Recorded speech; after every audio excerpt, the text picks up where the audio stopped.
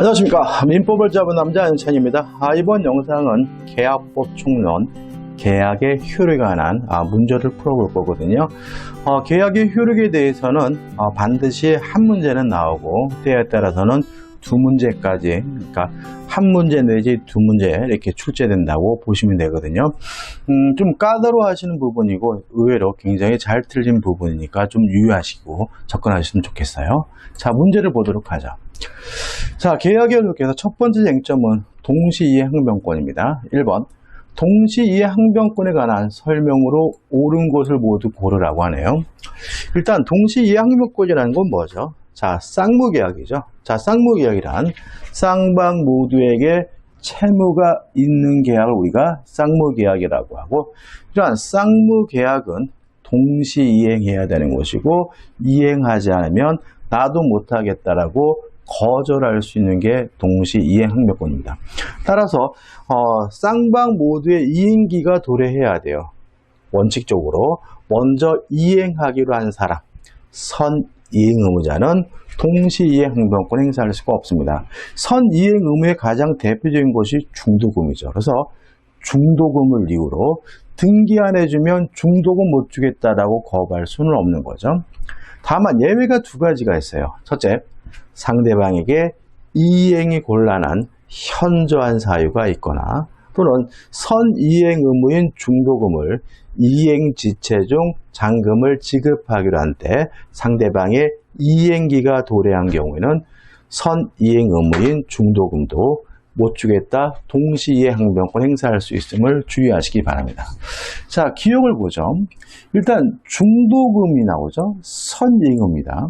근데 문제는 기억 보시면 매매 계약을 맺은 후에야 매수인이 등기부상 매매 목적물이 매도인 소유가 아니라는 것을 알게 됐어요. 그러면 상대방에게 이행이 곤란한 현저한 사유가 있는 거고요.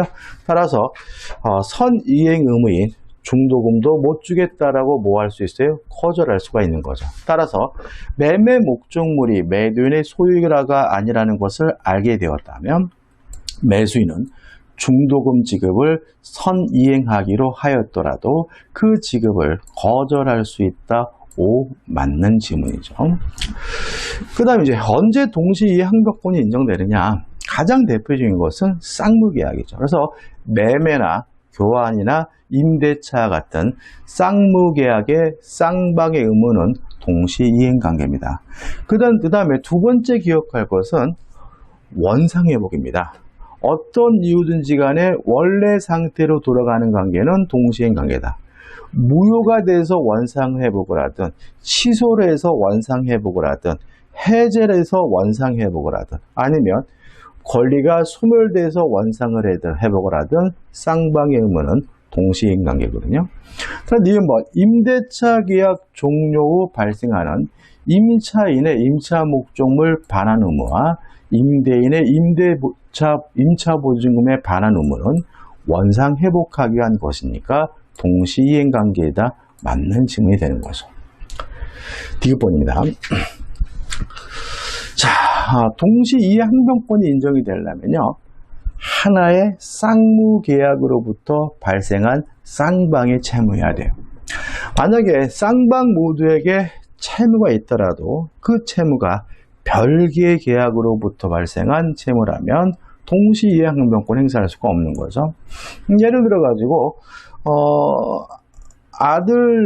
이분이 태권도 도장을 하는 관장이에요. 그럼 학원비를 받을 수 있는 채권이 있죠.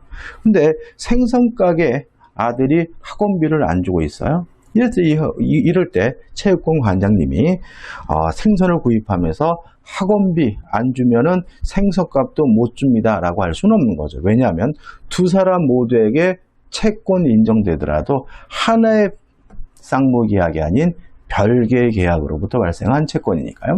따라 디귿 보시면 임대차 계약의 해제에 따른 임차인의 목적물 반환 의무와 여기는 이제 동시이행 관계인데 좀 생각해 볼 것은 왜 안 나오죠? 임대인은 목적물을 사용 수익하게 할 의무 불이행에 대한 약정지연 손해배상 의무죠. 그럼 이 사람들은 두 개의 계약을 한 거예요.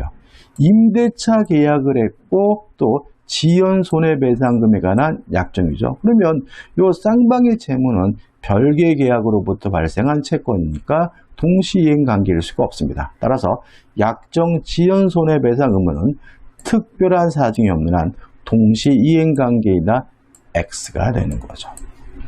리을 번.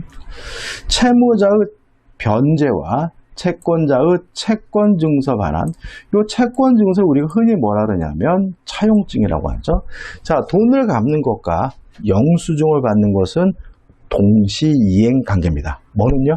영수증은. 그렇지만 채권 증서, 차용증을 돌려받는 것은 동시이행 관계가 아니거든요. 따라서 변제와 채권자의 채권 증서 반환 의무는 동시이행 관계이다 X가 되는 거죠. 미음 번. 자, 우리가 매매 계약은 쌍무계약이니까 쌍방의 의무는 동시이행 관계겠죠. 따라서 매매 대금을 지급하고 이전 등기를 해주는 것은 동시이행 관계입니다. 유의하실 것은 완전한 등기죠. 특약이 없는 한 만약에 그 부동산에 저당권이 설정되어 있다면 그 저당권을 말소하고 이전 등기를 해줘야 되고요. 만약 그 부동산에 가압류 등기가 되어 있다면 그 가압류 등기를 말소하고 이전 등기를 해줘야 되겠죠. 미음 번. 가압류 등기가 있는 부동산의 매매 계약에서 매도인의 소유권 이전 의무와 아울러 가압류 등기의 말소 의무도 매수인의 대금 지급 의무와 동시이행 관계에다 맞는 지문이 되겠죠. 비읍번입니다. 자, 이런 문제입니다. 아파트를 샀어요. 근데 아파트를 샀는데 돈을 다 줬는데 못 나겠다고 버텨요. 그럴 수는 없는 거죠. 다시 말하면 등기해 주는 것뿐만 아니라 인도해 줘야 될 의무도 동시인 거죠. 반대로 만약에 이전 등기를 해줬다 하더라도 매수인이 매매 대금을 완납하지 않고 있다면 목적물을 인도하지 못하겠다라고 매도인이 뭐 할 수 있겠습니까? 거절할 수가 있겠죠. 따라서 비읍번 부동산 매매 계약에서 부동산 소유권 이전 등기 의무뿐만 아니라 그 인도 의무도 대금 지급 의무와 동시이행 관계이다. O 맞는 질문이 되겠죠. 자, 이 문제는 지금 뭘 찾는 거죠? 옳은 것을 찾는 거니까 기역, 미음, 비읍이 옳고요. 니은도 옳죠그죠? 기역, 니은, 미음, 비읍 해가지고 3번이 답이 됩니다. 중요한 것들이죠. 여기 나와 있는 것 다 중요한 거니까 꼼꼼하게 좀 기억하시고 받아들이시기 바랍니다. 자, 2번입니다. 갑과 을이 을 소유 주택에 대한 매매 계약을 체결했는데 주택이 계약 체결 후 소유권 인저 전에 소실됐어요. 자, 그러면 후발적 불능입니다. 이 후발적 불능에 대해서 다시 한번 정리를 해볼까요? 이거 정리 안 하시면 은근히 잘 틀려요. 일단 후발적 불능은 유효하기 때문에 책임을 져야 돼요. 책임을 어떻게 부담하느냐? 둘로 나뉩니다. 후발적 불능에 대해서 채무자에게 고의나 과실이 있는 경우와 후발적 불능에 대해서 채무자에게 고의나 과실이 없는 경우로 나뉘고요. 만약에 채무자에게 고의 과실이 있다면 채무 불이행 중에서 이행 불능 문제가 되죠. 따라서 상대방은 최고 없이 바로 계약을 해지한 후에 손해배상을 청구할 수가 있고요. 후발적 불능인데 채무자에게 고의 과실이 없다면 이게 뭐가 되죠? 위험 부담 문제가 돼요. 자, 원칙. 누가 위험을 부담하느냐? 채무자가 부담한다. 그러면 항상 그 위험을 채무자가 부담해야 되느냐? 아니다. 위험을 예외적으로 채권자가 부담하는 경우가 있는데 만약에 후발적 불능에 대해서 채무자에게는 아무런 고의 과실이 없지만 채권자에게 고의나 과실이 있다면 위험을 누가 부담하죠? 채권자가 부담하게 되고요. 또 수령지체 중에 후발적 불능이 된 경우에는 위험을 누가 부담하냐면 채권자가 부담하게 됩니다. 그 목적물을 인도해주면 상대방이 위험 부담이 상대방에게 넘어가거든요. 여기서 우리가 잊지 말 것은 뭐냐면 첫째, 채권자와 채무자예요. 돈을 기준으로 한 게 아닙니다. 후발적 불능이 된 것이 이게 문제니까 후발적 불능이 된 매매 목적물을 기준으로 채권자, 채무자를 결정해야 되므로 채무자는 누구를 말하냐면 매도인을 의미하게 돼요. 후발적 불능에서는요.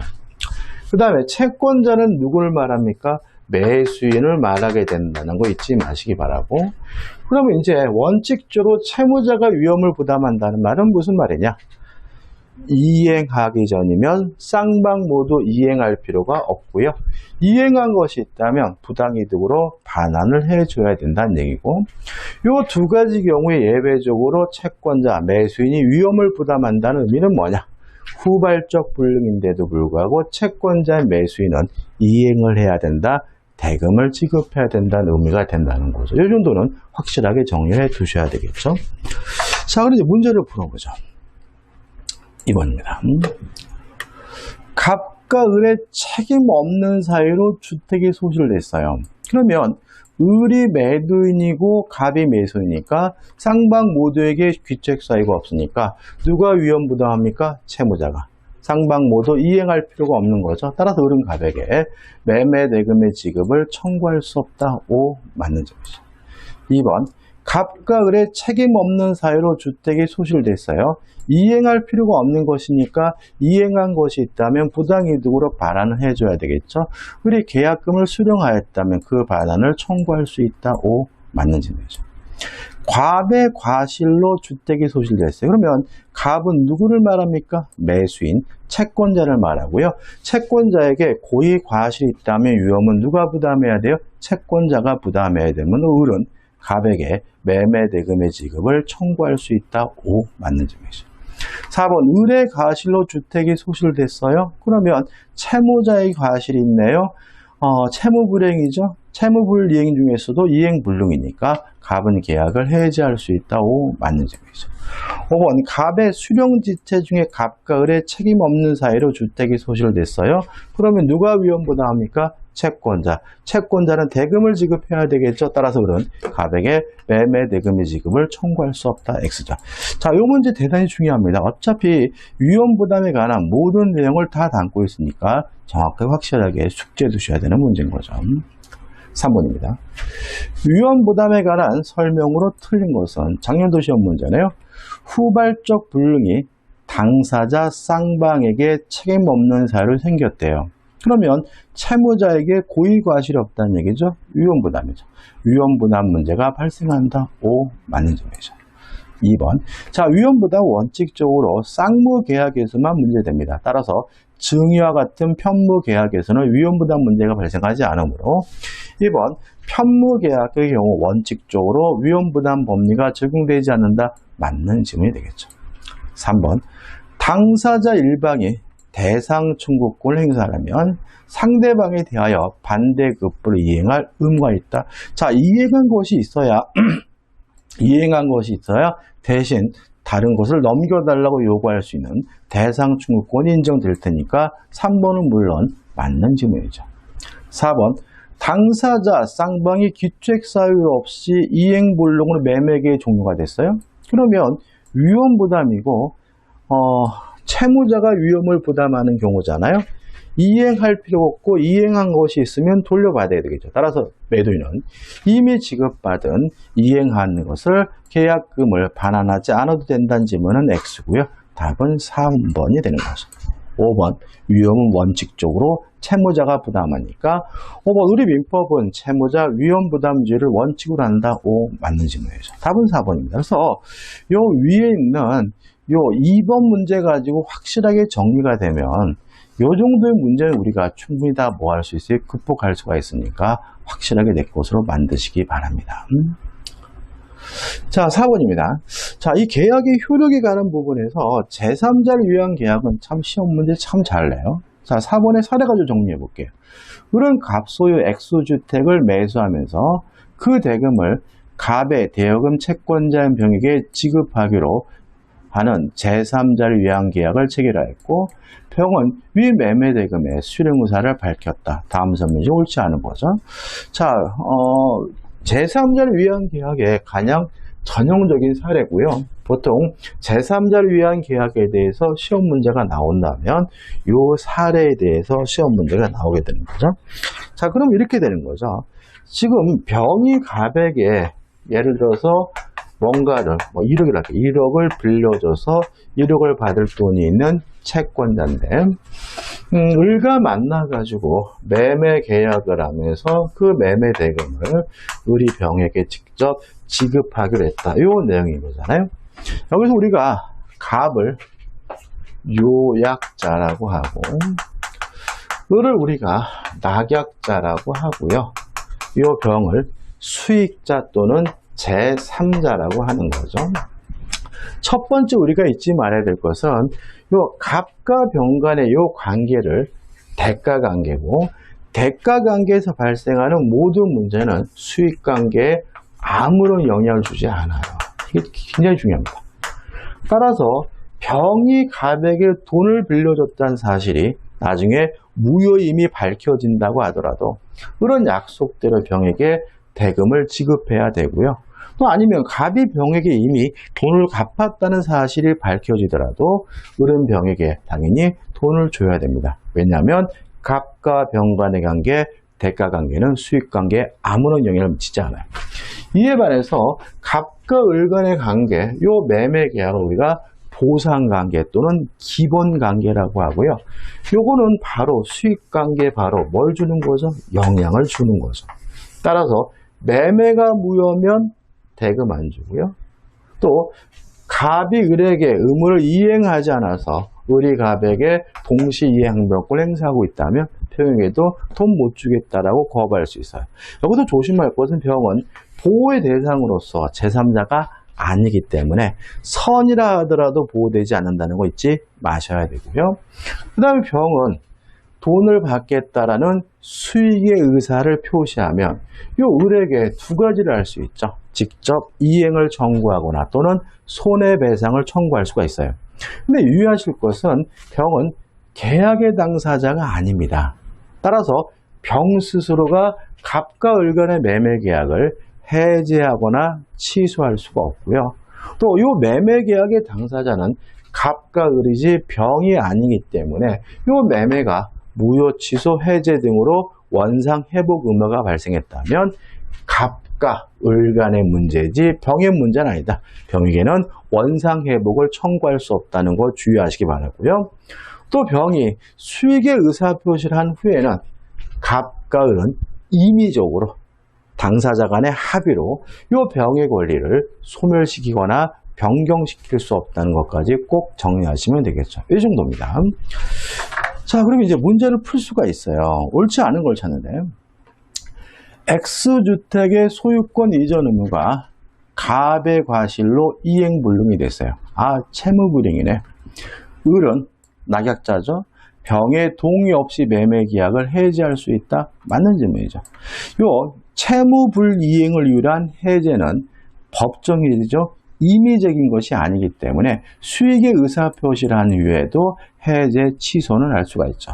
수익의 의사표시를 한 이후에 임의적으로 쌍방 간의 합의로 병의 권리를 소멸시키지 못하고 병용하지 못할 뿐입니다. 특히 조심할 것은 이런 경우에 해제가 됐을 때 병은 보호의 대상으로서 제3자가 아니기 때문에 선이라 하더라도 보호받지 못하게 됨을 주의하시기 바랍니다.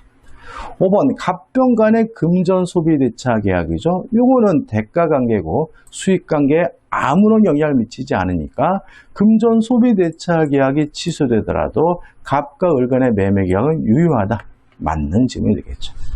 3번 갑과 을 간의 매매 계약이 을의 사기를 이유로 취소된 경우 자, 병은 보호의 대상으로서 제3자가 아니기 때문에 선이라 하더라도 보호받지 못하잖아요. 따라서 병이 그 사실을 몰랐더라도 병은 선의 제3자로서 보호받지 못한다. 5. 맞는 질문이죠.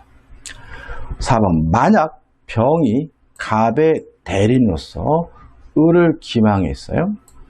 을이 위 매매 계약을 체결한 경우 을은 병의 대금 지급 청구를 거주할 수 있을 뿐이고 위 매매 계약을 취소할 수는 없다. X죠. 물론 을은 계약의 당사자이니까 사기당했다는 이유로 뭐 할 수 있어요? 취소할 수가 있고요. 특히 만약에 병이 갑의 대리인이라면 사기 쳤는지 안 쳤는지도 대리인만을 가지고 따지고 본인이 알았는지 몰랐는지는 고려하지 않으므로 을은 갑의 선악을 불문하고 계약을 취소할 수가 있기 때문에 답은 뭐죠? 4번이 되는 거죠. 5번 갑의 채무 불이행을 이유로 위매매 계약이 해제된 경우 을이 병에게 매매대금 일부를 이미 지급하였더라도 특별한 사정이 없는 을은 병을 상대로 부당이득을 원인으로 이미 지급한 대금의 반환을 청구할 수 없다. 맞는 질문입니다. 제가 이런 말씀드렸죠.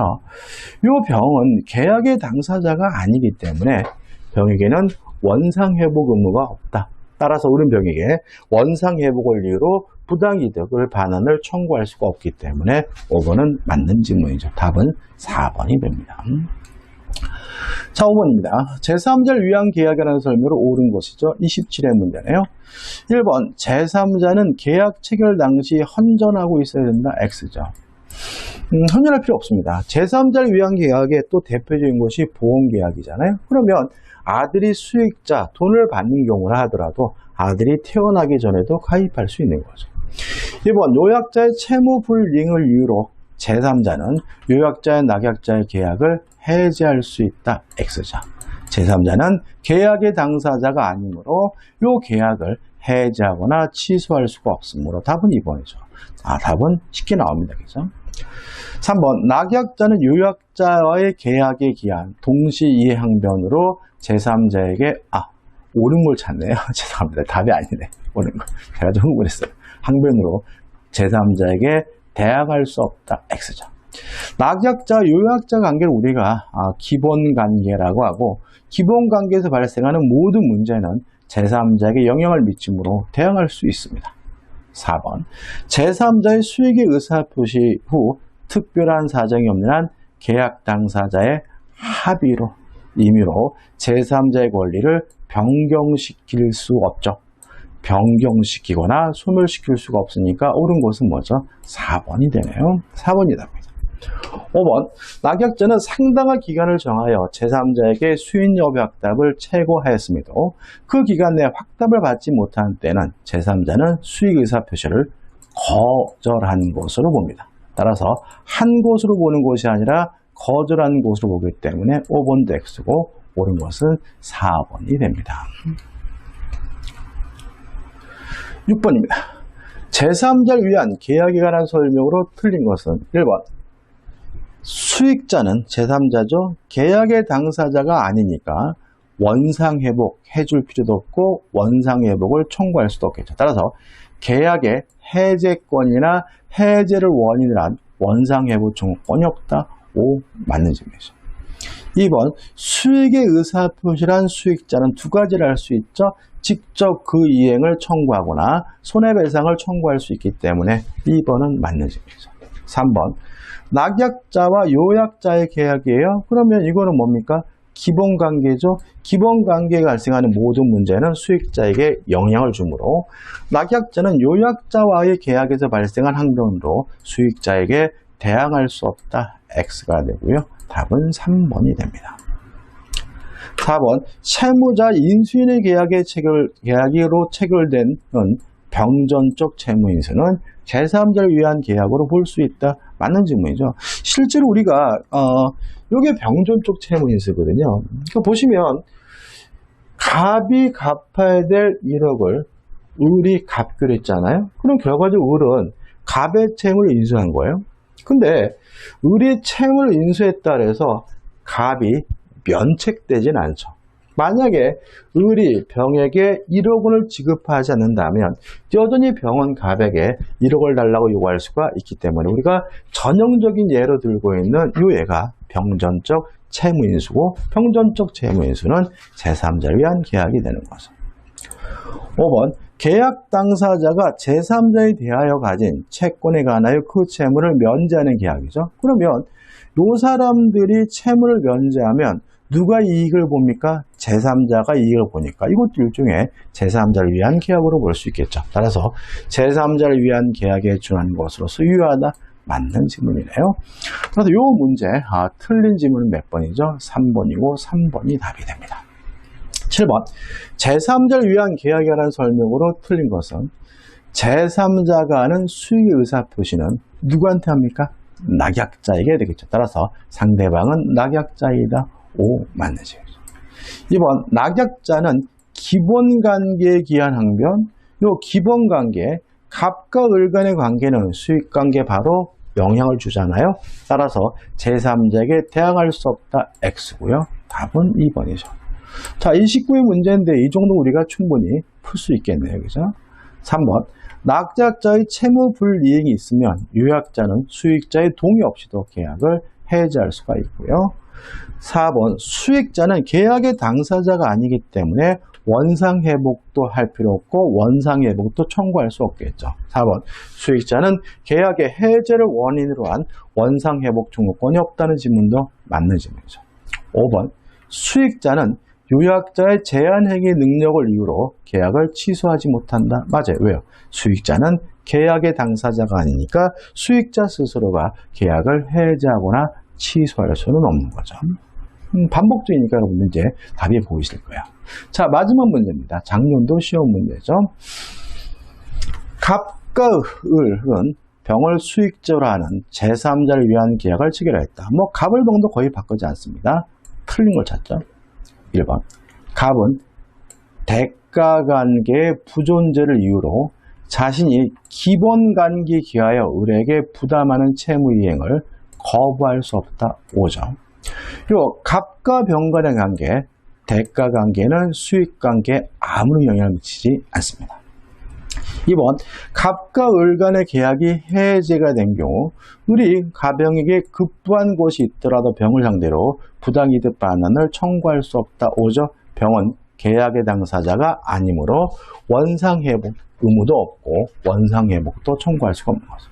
3번 병이 수익의 의사표시를 한 후 갑이 을의 채무불이행을 이유로 계약을 해지하면 병은 을에게 채무불이행을 이유로 자기가 입은 손해배상을 청구할 수 있다. 5점. 자, 병이 할 수 있는 것이 두 가지예요.